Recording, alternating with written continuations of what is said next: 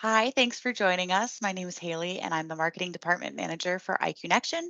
And today we're going to be answering some of the most common questions we get about social media, especially for the manufacturing space. I'll let the other two account managers introduce themselves, and then we can get started. Ariel, do you want to start? Yeah. Hi guys. My name is Ariel. I'm an account manager here at IQnection. I specialize in social media here, so I'm especially excited to dive into this topic and talk with Haley and Randy about some strategies you guys can implement so that your social media platforms are working for you, not against you. Um, I wanted to tell a fun story real quick about the first social media platform I ever used, which was AIM. If you're old like me, then you remember AIM, the chat space where everyone had different chats going on with everyone. And I think I was about 11 when I first used it.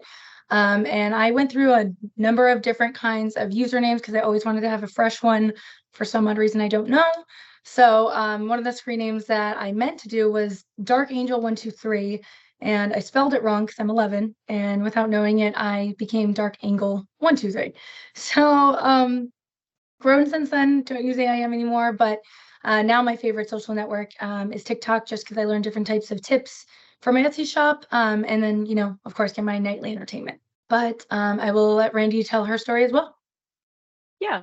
So hi, I'm Randy, like Ariel mentioned. I'm an account manager here at IQnection, 7 years of professional digital marketing experience, but I did get my start in social media before that in college.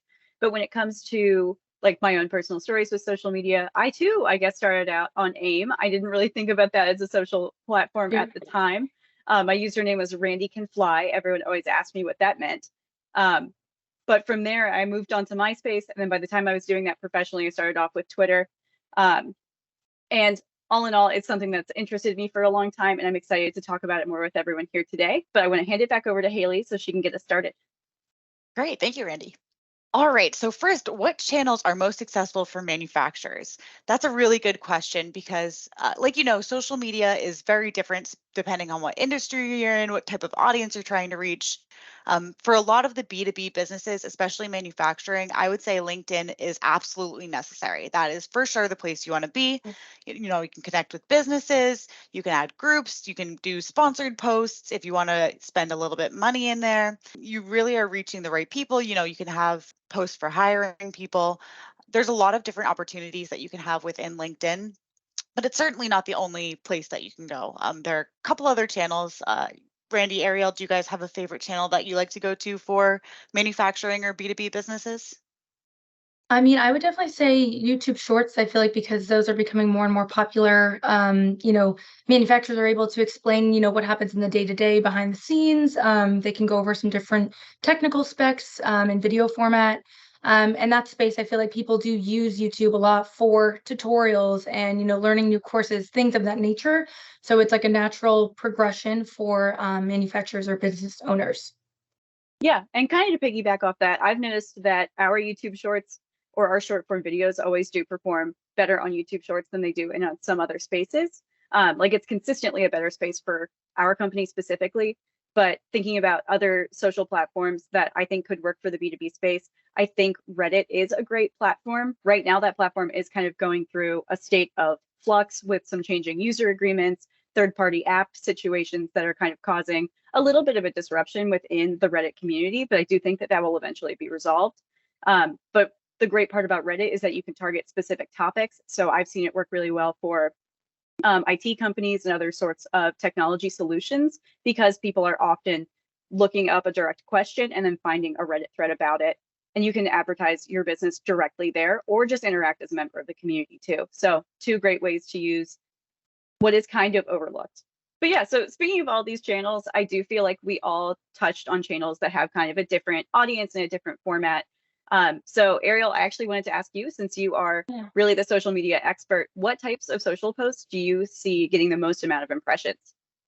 Yeah, so there's a couple of different options that I feel like can work for different B2B companies. The first one that has kind of exploded across all platforms would be video content. And that would be anything from like long form videos to short form videos. So they can be anywhere from like 5 minutes to 10 seconds. Um, that has really taken the cake in terms of what's doing the best. It's easy to have more creative freedom with creating the visuals for the video, being able to story tell.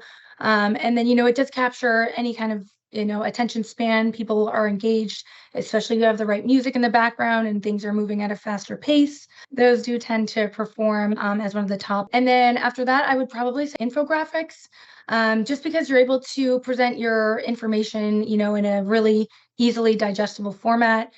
You can make the infographics really impactful and super memorable. This kind of content I would think would work best on a platform like LinkedIn. And then another super easy kind of style of content piece, which does work well over and over and over again, would be something like quotes or text-based posts.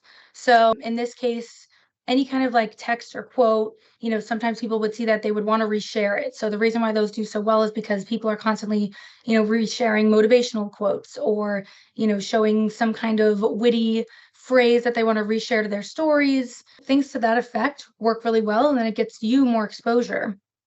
In that case, I would use Instagram, Facebook, or LinkedIn to work with that style of content. And then two more, I would say the next one after that would be memes. I'm sure we're all pretty familiar with the meme culture, and you're able to show a lighthearted side of your brand. It's a great way to show some comedic relief to your audience. And it could be anything. Like it could be a spinoff from your favorite movie that you turn into a meme, a pop culture event that you can kind of jump on and remix a little bit to make it relatable to your brand still. Same thing with memes. They have a shareability and a viral nature to them, which becomes super effective. And then it makes people feel more human with your brand, and you're able to just have a different kind of relationship, as if it's not all business. You can show your other side, you can show your human side by creating these memes. And then lastly, especially in the B2B space, if you're able to utilize any kind of data or statistics that you have either in relation to your business or some kind of progress that your business has shown, or different kind of tactics that you've used internally that have shown that they've worked really well outside of it. These types of posts definitely depend on which platform you're going to post them on, but this would be a great place to do it on LinkedIn, I would say, out of all of them. Haley or Randy, do you have any specific kind of content pieces that you find super useful, or do you use any different kind of posts that I haven't mentioned? Yeah, that's a really good question. So I think, like you mentioned, it's really important to know what channels you're using and what kind of content performs best there. So each channel has its own different algorithm. For example, LinkedIn has videos perform better in news feeds. They have them show up more often, while Twitter ranks pictures and videos the exact same because it's more of a text-based platform. So Yeah. you kind of have to know what you're using. Like sounds, you might be able to use the right sound and reach a different audience. There's also Pareto's principle, which says about 80% of outcomes in a situation are driven by 20% of effort. So you want to make sure that you're experiencing a wide range of social media content, you're doing really variable posts across your channels, and you're really curating each channel to the audience you're trying to reach. And if I could jump in really quickly, this is sort of an advice that I heard pretty early in my career, but I think it kind of holds true over time. When you personally are going through a social media platform and using it, which you do need to do on occasion if you want to manage social media, think about what is really successful on that platform, what on that platform specifically has gone viral, and then really think about why you think that stands out amongst the mass of all the other tweets, Instagram posts, etc. And once you really look at it that deeply, you will kind of find your own niche within that algorithm too. So there has to be a certain level of experimentation, but you really do need to analyze what is already performing well, whether it's your content or someone else's. And then obviously after that, you'd want to have some other kind of support within your platforms that could come in the form of influencers. So Randy, I'm curious, do you recommend influencer marketing, and how would you find those influencers? Yeah, so I do recommend influencer marketing. It's really common for business to customers, so B2C businesses. You see it really all the time. If you open TikTok, you will see an influencer post that's sponsored, but it is still powerful in the B2B space. Just from scrolling on LinkedIn, you can see a couple of different influencers. Gary Vee comes to mind. He is definitely one of those rise and grind type of influencers that you see. But when it comes to B2B influencers, I think you need to focus more so on micro influencers, the ones who have a little bit of a smaller following, but they are directly tapped into the target audience that you're looking for. And there's a couple of different places you could go to find them. I think your number one source is to think about any trade show you went to within the past 1 to 2 years and who would be a keynote speaker. It's possible that they would be open to working with your brand from there. But then there are obviously going to be more considerations. Is their audience really aligned with what you're looking for? Do their values and the content they're putting out align with your business and what you want to put out into the world and how you want to showcase your brand? You can really go down a rabbit hole from there, but I would like to see if either of you ladies would like to add any advice for, like, I guess, making sure the influencer works with your brand, how to find the right one, or I guess how to eliminate ones that aren't right for you. Yeah, yeah. So, when you're finding an influencer, you want someone who's actually passionate about your brand and is going to see it in a good light. They're excited to post about you, they're excited to talk about you. One of the clients that we work with is a healthy meat stick option, and they're working currently with some MMA fighters. And in that space, we have some really good guidelines where they can follow them and they can give out certain posts before fights. There's a lot of attention, and it's kind of this co-relationship back and forth where it's not just you're paying a stranger to do something, but you're building a brand relationship with an influencer who's excited about your brand and excited to work with you. I can say from experience, because I do speak to the owner of that meat stick company. I also know that he personally does try to find fighters whose core values align with his, because it is a small business. He really does have his hand in every piece of the pie that makes their company happen. So I know it's important to him that his influencers have the same core values as him, and he does his research. He pays attention to what they say in the media before and after the fight, and then from there decides whether or not to continue that relationship too. So I guess that's another piece of the advice. Like, don't be afraid to step away from an influencer relationship if it's not benefiting you. And also really pay attention to what they're putting out there, not just what they're putting out there for your brand. If I could just add one piece, if it is a smaller influencer, you are having the benefit of being able to reach out to them and most likely getting a response back in comparison to reaching out to someone who's already, past the up and coming point and they've already got tons and tons of brand deals. And it's just very unlikely that you will see that same kind of return on investment. Whereas if you do work with a smaller kind of influencer, there's a bigger chance that they have this whole untapped market and they haven't been trying to sell to a larger audience just yet, so there's more chance for you to fill that space. But Haley, I'm curious because I know you've worked with a couple different clients here. Would you recommend social media? Like, how do you feel like social media can expand brand visibility? If a manufacturer does want to get into this space, what would be the benefit for them? Yeah, yeah. So brand visibility is huge. And a big thing of brand visibility is using branding colors across all your channels. We actually do a really cool piece on color theory, and we have that on the IQnection website if you want to check it out. Really cool about the different emotions that color evoke and kind of what you're telling without actually telling anything. So having that consistent across all of your channels, your website, all your socials, even your print materials that you're doing really helps build your brand and kind of have that instant recognition of who you are. So I love seeing that on social channels. The first thing I do when I work on any social channel is make sure that the profile picture and the banner are aligned with the branding and kind of give the right picture to the audience. You can also reach a different group of people. You're kind of reaching people in a different space where they're not necessarily expecting to see your company. They're scrolling through a feed at night, and you might have a cool post that shows up about recent work that you've done with torque wrenches on a windmill for a project. And, it's not something that they'd expect to see or expect to see you, but it's getting those different touches with your audience in a different setting. So, it usually takes about 7 touches for someone to really recognize your brand. You can have some of those be on social media, and that's a great way to kind of get those in without having to put in a ton of the front effort with salespeople or outbound calls or anything like that. Really quick way that you can expand your brand visibility on social media too is having your employees share your posts. You want to have employee advocacy. You want to have them feel like they're included. We're a remote company, and so a lot of our company culture is through social media. We're able to kind of interact with each other in that sense, and it's kind of changed. COVID changed a lot of things for a lot of people where there wasn't really a break room. They were kind of interacting through these online channels.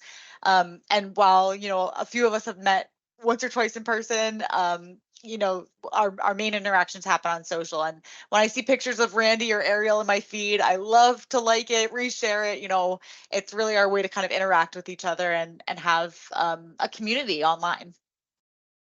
And Thank you. quickly to piggyback off that, I didn't know that my love of bucket hats was as obvious until Haley told me that every time she sees me on social media, I'm wearing a bucket hat. Are you? Pretty much. I think every time I've ever sent like a me outside picture to anyone at this company, or I've posted or Wait, sent something now? for like our social, I think I've worn a bucket hat in almost every post. Wait, now, because I'm like thinking of like your kayaking picture. You're wearing a bucket hat there. The one Where, with the lights, the string lights. oh, There's a yeah. bucket hat. Yeah, that's at Camden Yards. That again is an Orioles floppy hat. Do you guys have anything that you've noticed about thought leadership on these channels and how that kind of helps influence a brand?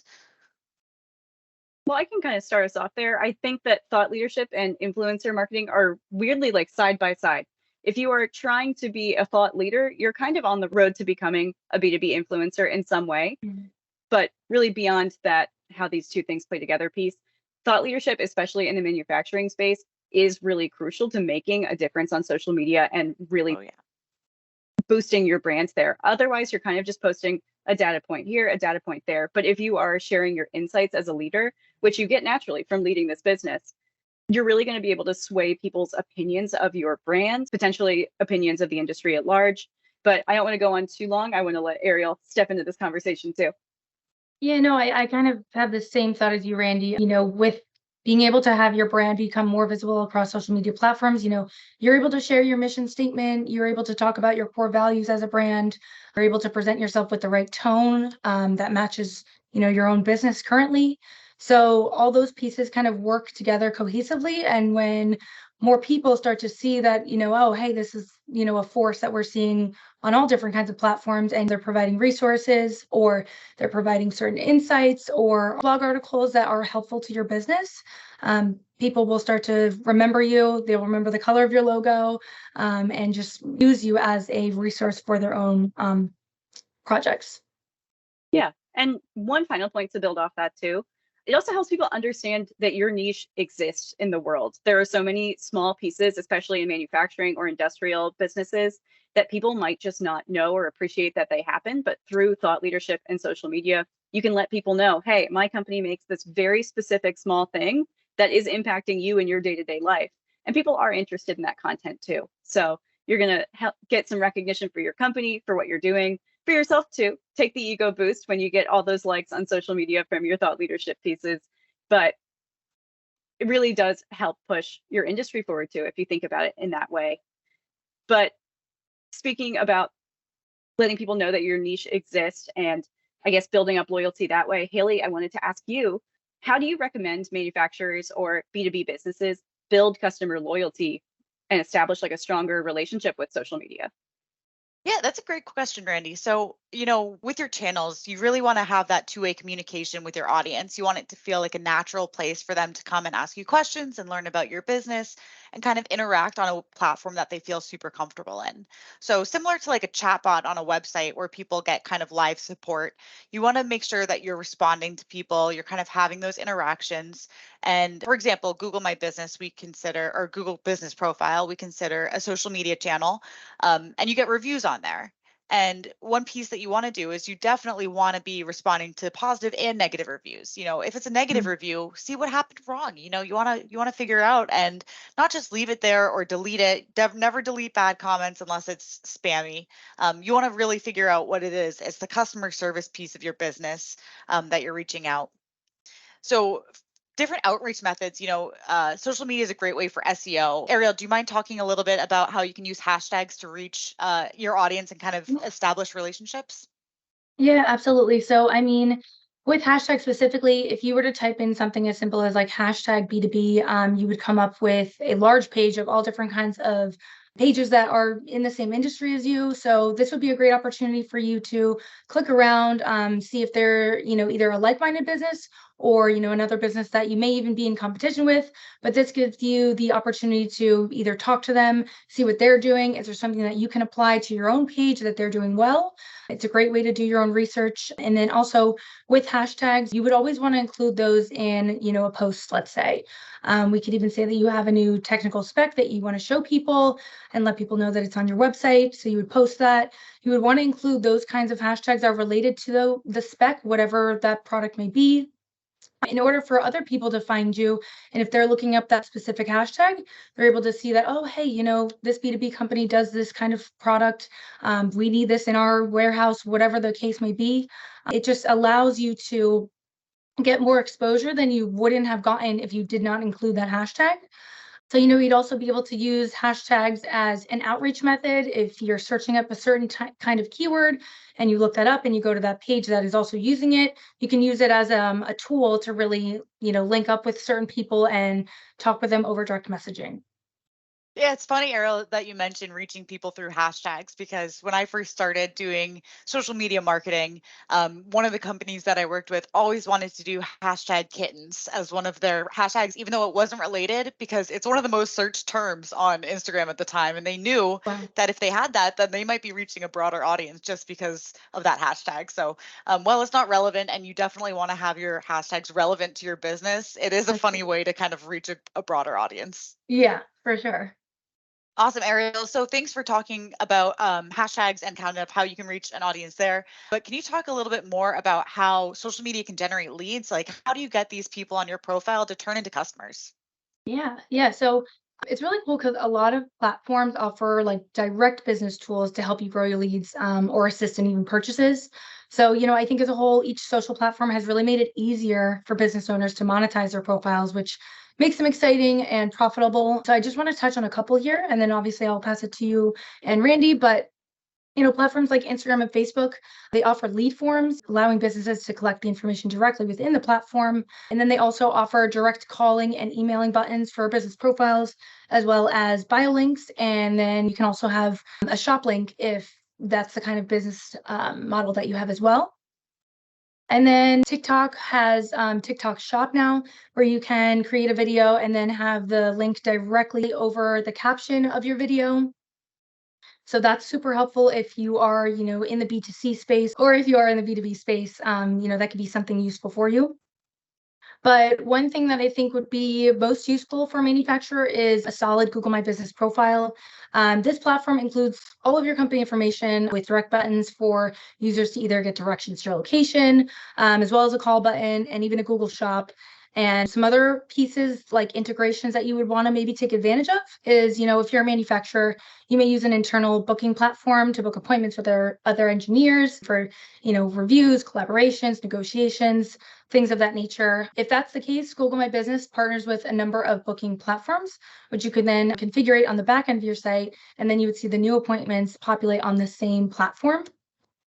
So all of these are great tools to help go into creating new leads for your business.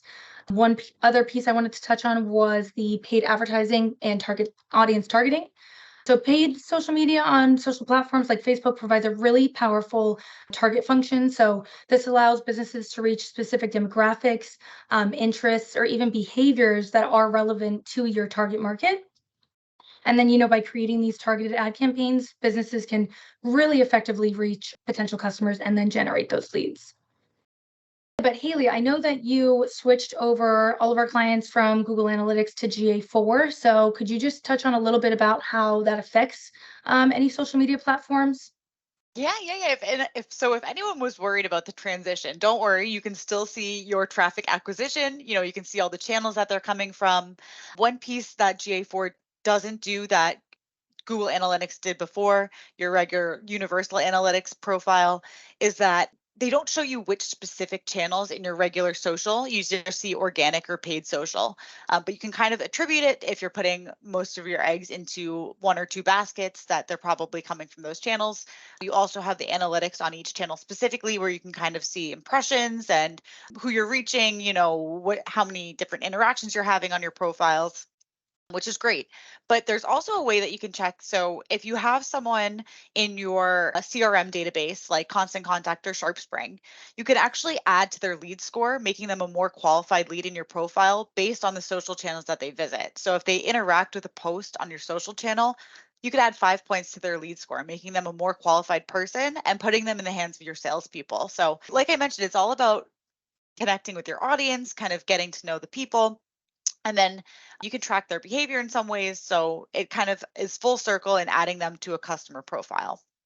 But with that, there are regular restrictions and guidelines that you have to go for. So, Randy, do you mind hopping in and talking a little bit about the guidelines, restrictions that manufacturers should follow, and then if there are any social media tactics that you think that they should avoid? Yeah, I'm happy to. There are um, quite a number of things you can do wrong on social media. A lot of them I think are pretty basic, and they're kind of just basic to doing good business. So, for example, if you work with anything that is sensitive or maybe proprietary information, don't go breaking any NDAs. Maintain privacy at all costs. And then beyond that, I mean, that is a legal issue. So I guess to stay in the vein of legal issues, use original images whenever you can. Don't steal any images. If you need like a stock image, just purchase it. I promise you, it's not going to be that big of a hit to your marketing budget. Not compared to getting a copyright claim against you on social media that can be really detrimental to your strategy as well as your business. And then beyond there, avoid controversy wherever you can, showcase your values, but don't cause a crisis if you can help it. And like we mentioned earlier, don't ignore negative feedback. So social media is one of those areas where occasionally you're going to get a comment or a direct message that contains negative feedback. And sometimes it can be harsh because that is kind of the nature of the internet, but it is really important that you stay on top of that feedback, really get to the root of any issues that may have been caused by your process, your brand, or something completely outside of your control, and find your best way to move forward from that negative feedback so that it doesn't snowball into something a little bit larger. But I do want to kind of hand it over to the rest of the gang. I know you guys have run into your own circumstances throughout a social media career. Once you do this long enough, you've seen a lot. So I'll let you guys take it from here. Yeah, I mean, if I could just jump in real quick, I think a big point that is needed to be made is that, once you do go onto social media, you're kind of in a space where you're being overflowed with different kinds of trends and different sounds and things like that. You don't really know where to start. So it's important not to fall into the space of, jumping on viral trends just for the sake of virality. So, even if there is a new trending skit going on or a new trending song, you could take advantage of that and, get more exposure by using those avenues. But unfortunately, I think that it would do more harm than good for your brand. If you do want to be known in a certain space, you don't want to dilute what you stand for. So I think don't jump on viral trends just for the sake of it. Do ones that are relatable to you and showcase your brand in a great light. That's one that I think that, people can get carried away with because there are so many new trends going on all the time on all different platforms. What about you, Haley? Yeah. So one thing that I definitely would say is just try not to be so salesy on your social media channel. You really want to use this to kind of build yourself and get to know the people that you want to be working with. For example, LinkedIn InMail is my least favorite thing. You guys get those all the time, I'm Oh, sure. yeah, Yeah. all the time. Like as soon as I see it, I'm like, okay, delete.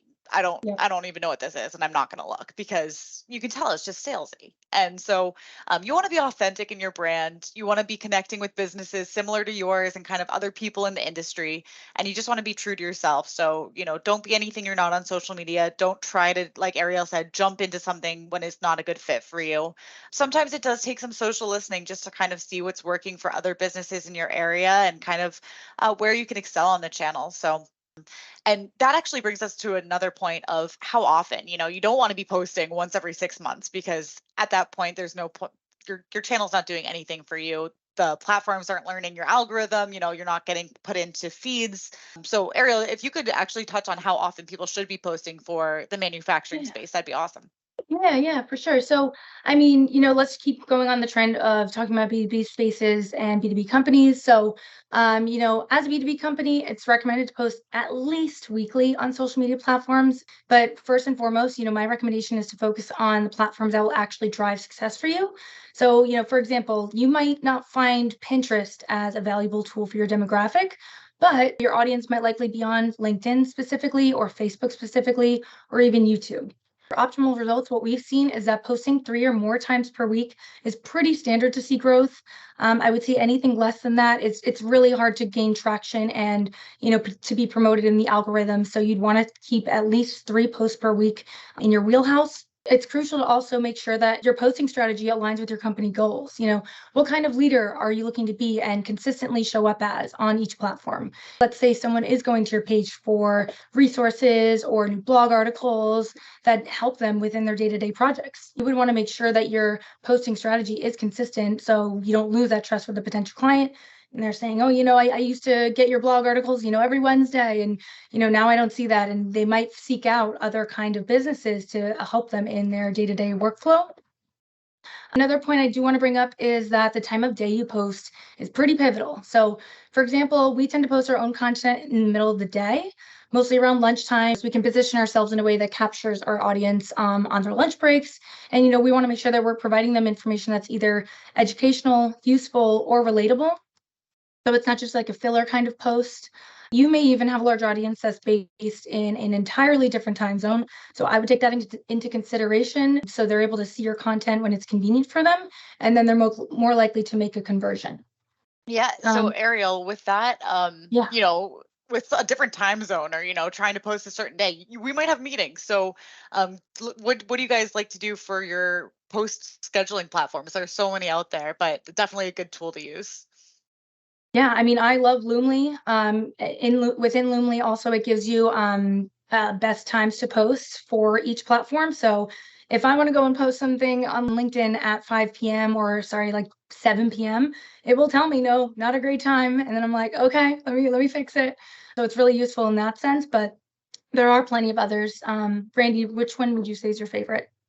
Yeah, Loomly is my favorite, but if I have to pick another one, and I hope I don't get any weird side eyes for this, I like Meta Business Suite's content calendar. Sometimes it's really slow to load and you'll like accidentally schedule the same post twice because you'll be like, I could have sworn that I did that already.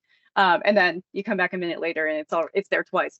But I do think it's really great. And one of my favorite parts about it is that, at least for Facebook, I'm not totally sure about their estimates for Instagram. They do tell you, hey, most of your current audience is active at this time. And if you're already reaching the audience that you're trying to reach and you don't need to adjust to find the right one, that sort of information can be pretty critical because it is based on when your audience is liking your post or interacting with them or sharing them. So I do think that that's pretty important. But while we're still on the topic of like how often should I post, we heard from Ariel, the best way to do it or the best schedule is at least 3 times a week. But sometimes we get pressed for time. So I want to ask you guys, what is your advice for maintaining that when you have a really busy week ahead of you or a busy month? Oh, great question, Randy.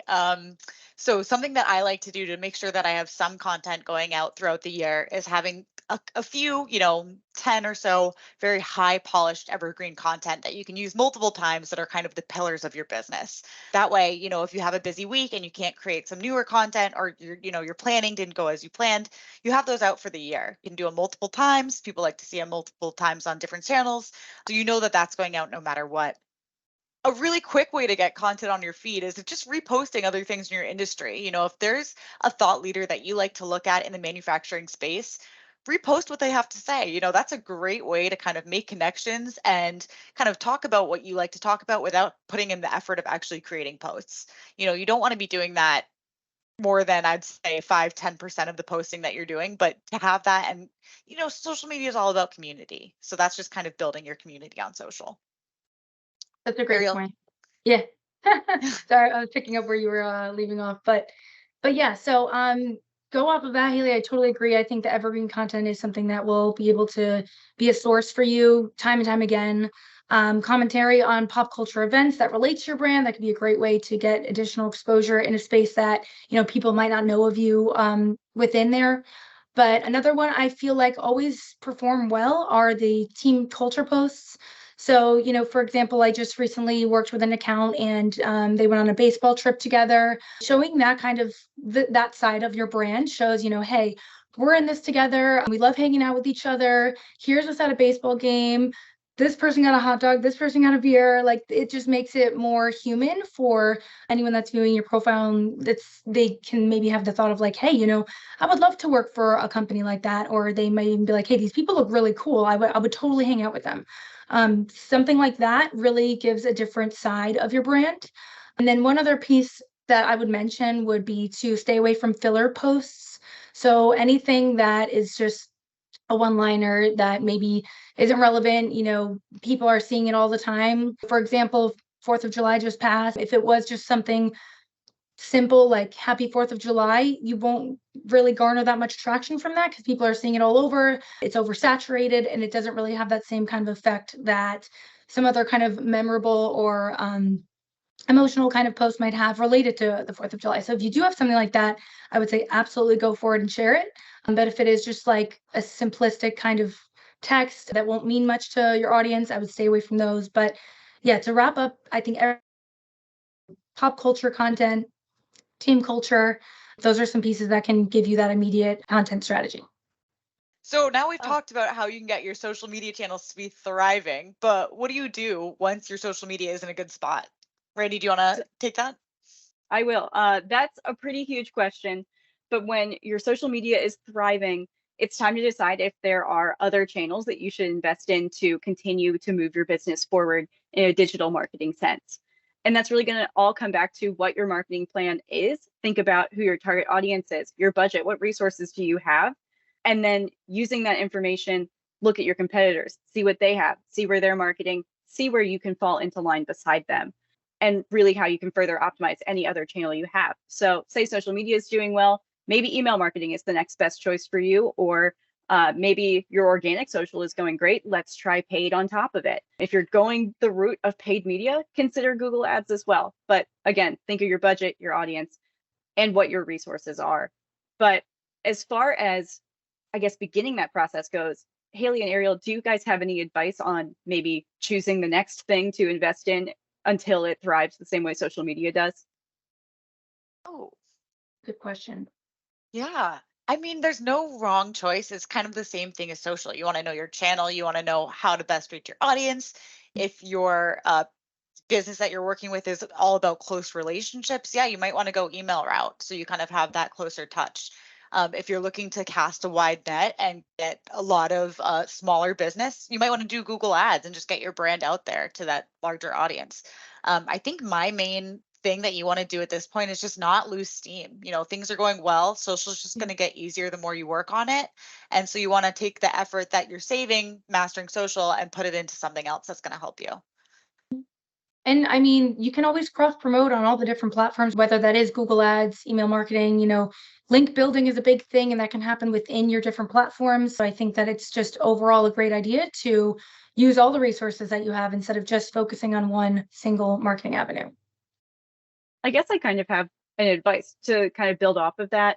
So you've gotten your one channel thriving, awesome, perfect, and you're interested in having more pieces thrive. I think it's important to keep the whole scope of your digital marketing strategy in focus. So something we do at IQnection a lot is search engine optimization. And sometimes it's fun and it's glamorous and it's content writing. Other times it's fixing tiny little issues on the back end. And sometimes I think it can get pushed to the wayside when compared to more fun and glamorous and exciting things like social media, Google Ads, email marketing. So I guess there's an advice there. Make sure you have that strong base to work from and that you don't let it become a second thought while you're working on these pieces that are flashy. But anyway, I want to shift our eyes to the future a little bit. Haley, what do you see as the future of social media? Yeah, so social media is changing all the time. I think even on the background image of here, if you guys remember when the YouTube app looked So like that, true. YouTube's branding. has totally changed. And I remember when we had Snapchat for the first time, you're only sending images back and forth to one person. There were no stories, there were no featured posts or sponsored. Be Real, for example, that's a brand new post. I'm just waiting for that platform to start having opportunities for advertisements, because it's coming. Once something Yeah. gains traction, there's going to be some way to monetize and advertise on it. So that's kind of, my prediction is like things are always changing and it's hard to know what's coming next. I think AI is going to have a huge piece in social media. We actually did an AI webinar a couple weeks ago where we talked about some tips for using it in social media. Manufacturing space, I'm sure you all know it's really hard to find stock images for manufacturing. AI can help you create customized ones with your brand colors, and you can type exactly what you want. There are so many different apps that you can use that in. They can help you generate scheduling, content captions. It's all about the way that you use it and using it right. But as we see AI develop, I'm sure we're going to see more features develop on social media and kind of pop up. And then, AI can turn into kind of a dark conversation. And Randy, I know that you have some of the negative side of the future of social media, if you want to talk about that a little bit. Yeah. Well, some of it, I think it's negative depending on your perspective, but I think that sometimes when I think of the future of social media, I do get a little doom and gloom about it. But maybe that's my personal bias. But if I am thinking about social media in a good 10 to 15 years, I think we are going to see a big change from what we see now. So you get on social media, you see people, their faces, their families, their dog, their great aunt Sally who visited them last week, and you really get an in-depth look at their life, of course polished for social media. But I think that in a good 10 to 15 years, we're going to see a shift away from people having their literal face on social media and more towards like avatars and increased privacy. I think you can look to younger generations and see what their online behavior is like and see that they're already using a lot of avatars and characters to protect their identities, which is good. They're young, but I think that we're going to see that trend continue. And I think internet privacy is becoming a really central piece. So there could be some issues when it comes to advertising and making sure you're reaching the right audience because so much information will be held closer to the user's chest. But I think that there is still opportunities within that. There's still a chance to be an authentic brand. And beyond that, I think de-influencing is really big right now. It is the opposite of being an influencer. It's telling people why they shouldn't buy a product. Examples include you don't need this new cup because your old cups are fine. You don't need a new mug. I think that could go in a lot of different directions. It also might be one of those like flash in the pan trends that's happening, and we could go back to regular influencing from there. But I know that Ariel has some predictions for the future as well, so I will pipe down and let her take over. Thanks, Randy. Yeah, before I dive into, how I see social media being within like the next couple of years, I did want to touch really quick on the new feature that Instagram had. It's called Threads. It's basically for sharing text updates, joining public conversations, which does kind of remind me of Reddit or Twitter a little bit. You can add pictures and I think videos up to like 5 minutes long around. So I don't know how different it'll be from those apps moving forward, but one takeaway I do have from that is that these apps will continue to compete with each other and try to have their own versions of features so that they can be like the one-stop shop app. We always see that different apps are taking different features from different other apps. For example, originally Snapchat didn't have stories like Haley said, and then Instagram came out with it and Snapchat came out with it. So they will always be in competition with each other and try to have their own platform that encapsulates everything that you'll need. But outside of that, from my perspective, I really do believe that the future of social media will continue to have a shift towards a more genuine and authentic space. Because, when COVID hit, everyone was having a similar experience universally. And with that, we saw that play a significant role in people breaking down the walls of perfection and, people being transparent about their work situations, them not being able to go to their hairdressers, staying in PJs all day long. All that stuff allowed people to connect on a more relatable level. Platforms like TikTok specifically blew up at that time and provided a space for people to express themselves freely, like in any state. So in my opinion, content that is overly polished or rigid is not going to perform as well. And we're already starting to see that. I think people are so quick to click out of a post or a video if they do feel like they're being sold to and it feels, disingenuous. So Now, I believe people are seeking a more honest and transparent interaction with companies, with other people that they come across. And, moving forward, I think that they'll prioritize authenticity, great connections, and then learning from the right leaders. So that's what I think. But also, important note is that you could always go to take our IQ test assessment and then see how optimized your profile is, which will give you some clarity on where you're positioned. It is more so along the lines of figuring out, if you have the right kind of logo that represents your brand properly and things of that nature, but it will help you assess your social media to another level. Social media is definitely its own beast. And while it can kind of help support all your channels, it's kind of, you have to handle it in its own unique way, which hopefully you learned something in this panel that we did. If you have any questions, please go to our website and contact us. Any of the three of us would be happy to have a conversation about social. It is always changing, so we'll probably be doing an update some point in the future. But thank you for spending some time with us today, and happy socialing. Happy socialing. Happy socialing.